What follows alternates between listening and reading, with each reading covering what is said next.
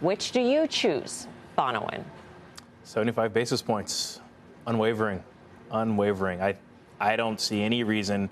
The two that are calling for 25 and a 25 bip drop, I think that's delusional, to put it politely. I think the Fed's been very clear. The fact that we're in a blackout period and they can't make commentary perhaps adds a little bit of a shroud of unknown around that. But I think the Fed has been very steadfast. And every time we doubt them, they come out and they make a statement reinforcing just how hawkish they are. So I have no reason to doubt them. I think it's 75 basis points without a doubt for me. I think that maybe I wasn't clear in terms of the nuance of this question. What do you think the Fed should do as opposed to what do you think the Fed will do? Because the notion behind Jeffrey Gundlach and Elon Musk's hope that the Fed will slow down what it's doing is that the economy hasn't felt the impact of the rate hikes that have been put in place already. And so by going full steam ahead, we could actually be driving the economy into a recession more quickly, more deeply, whatever,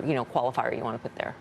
I think, well, it is somewhat of a blunt instrument that they have, but I agree with Bonawyn. I think 75 is the course. They've said it. That's what you would want them to do. That's what I want them to do, and what I think, that's what I think they should do. Yeah. And it is also what I think they will do.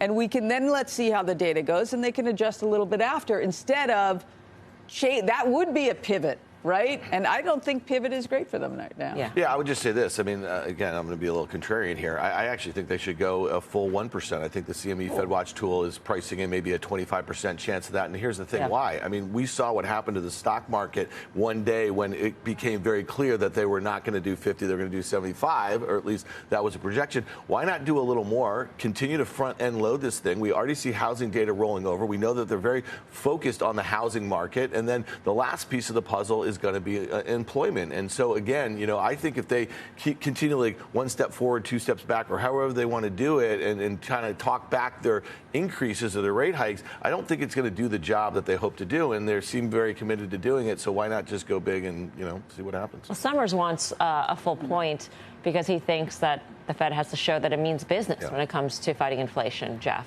where do you stand on this all?